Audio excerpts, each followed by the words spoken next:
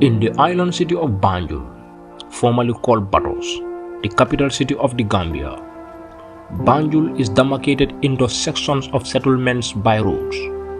There are so many roads in Banjul, and all of them are unique. Among them all, there is a particular road which is unique in its nature. We came here to explore a unique and peculiar road in Banjul. What makes this road unique and peculiar is because of its nature. This particular route is specifically designed for special cars, the trucks. It is meant for truck entry and exit only. Interestingly, there are little or no road signs along the road. Speed bumps, commonly called sleeping police, are spread across the road from start to end. There are no police officers, no security along the road. Accidents are prone on the road. It is believed that the forests and swamps around the road accommodate some species of wildlife which can cause bodily harm. These said points made us believe that this road is by far the most dangerous road in the Gambia.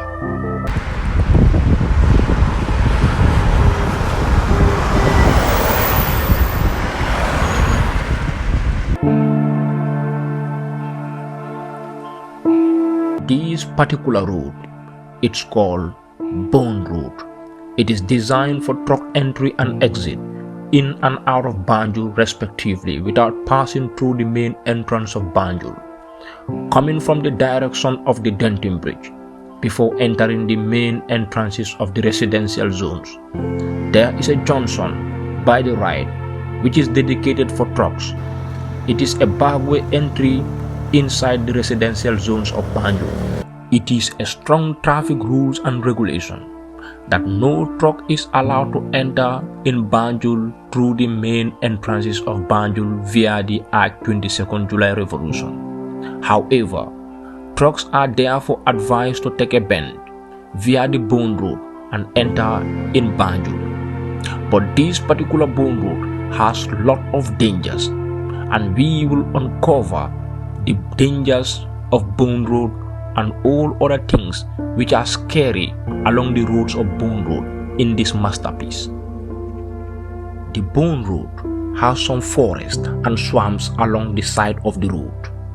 Some road users have the belief that there are some wildlife inhabiting in the swamps and forests, and some instances the wildlife will attack individuals and cause some bodily harm on the victims. As dangerous as that seems, but it's not the only danger that manifests here. There are more. Due to the nature of the road, the quietness and the loneliness, some bandits and armed robbers harbor in strategic locations around the road and usually cause bodily harm and property on pedestrians and drivers and road users. Unimaginably, immediately after the bend, just on the junction of Bone Road, there is a major power station which influenced the presence of high tension poles on the side of the road and high voltage electrical wires flying over the road from pole to pole. A speed bump, commonly called sleeping police, is spread on the road just few meters from the main junction. Surprisingly, there is no road sign to indicate to drivers that a speed bump is ahead. Speed bumps are all over the road from the start to the end without any road sign to indicate that fact. Moreover, just after the first speed bump, there is a dangerous bend or a curve as others call it. The nature of the curve is such that it records significant number of accidents on this particular route. Despite this road seems dark and dreary, yet there are no police officers or state security to regulate this road in terms of security issues. As a result of security and loneliness of the area, there is a long-standing history of armed attack and robbery. Unidentified bandits occupy some strategic locations along the road and will sometimes attack individuals, pedestrians, drivers, and other hawkers. Their activities sometimes inflict bodily harm. Some point along the Bone Road, there is a vast area of zone for mask containers. But how strategic is this plan? These containers are usually very heavy and they are carried by heavy trucks. Therefore, the presence of this plant is risky and has a potential risk.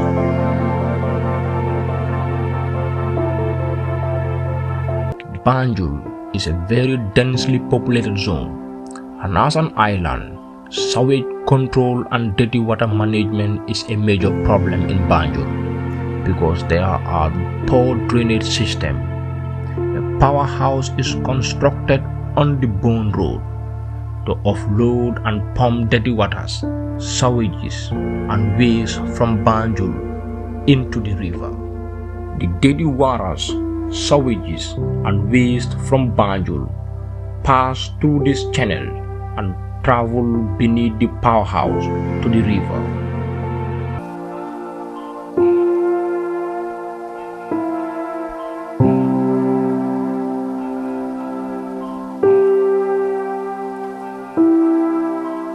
We met a man called Alfuseni Kamara. He is a fisherman who works here. He told us a lot about this powerhouse and about this road called Bone.